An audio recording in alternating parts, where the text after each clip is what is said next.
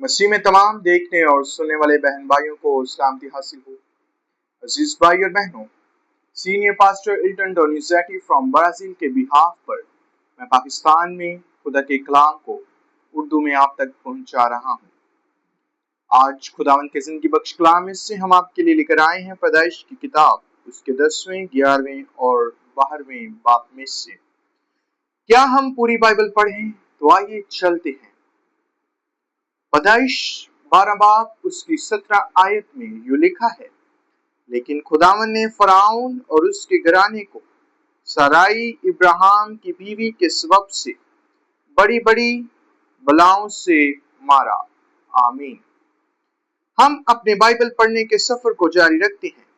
आज हम पैदाइश की किताब के अबवाब 10, 11 और 12 पढ़ेंगे। अगर आपने अभी तक ये सफर शुरू नहीं किया तो हमारे साथ शामिल हो जाएं।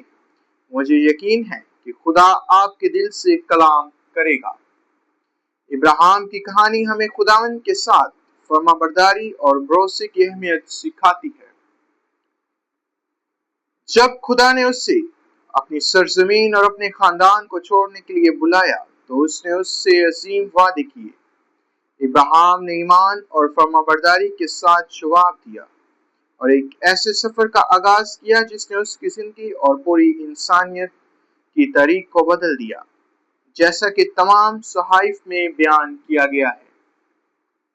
जब कनान में कहत पड़ा तो इब्राहिम खुदावंद से मशवरा किए बगैर मिस्र चला गया।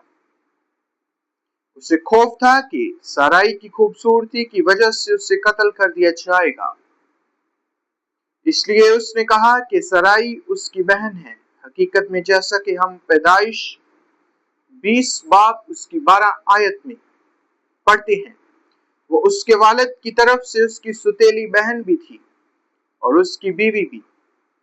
उस वक्त खौफ गालिब आ गया। अगरचे इब्राहिम खुदावंद को पहले से ही जानता था, लेकिन वो अभी तक खुदा की कुदरत और वफादारी की अजमत को पूरी तरह नहीं समझ पाया था।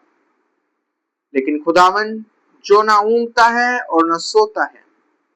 ज़बूर 121:4 मदाखलत फरमाता है। बाइबल बयान करती है कि खुदा ने सारी की वजह से फराउन और उसके पूरे घराने को बड़ी बलाओं से मारा।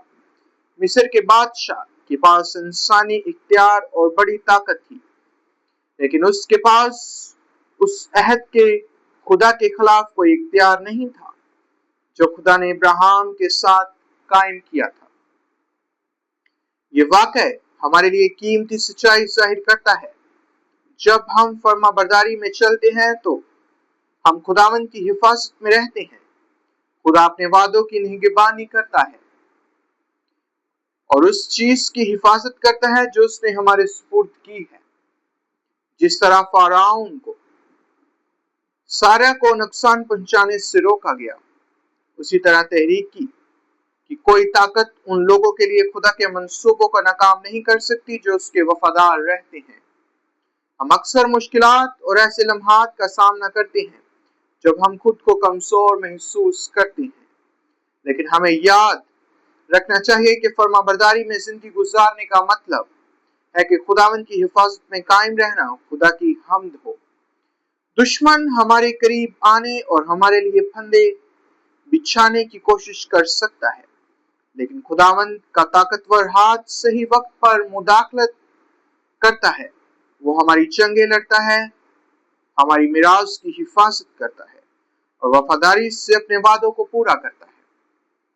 चाहे कोई शख्स खुदा को कितना ही क्यों ना जानता हो, कोई भी उससे मुकम्मल तौर पर नहीं जान सकता। खुदावंद खुद हर रोज हम पर अपनी जात को मजीद जाहिर करता है।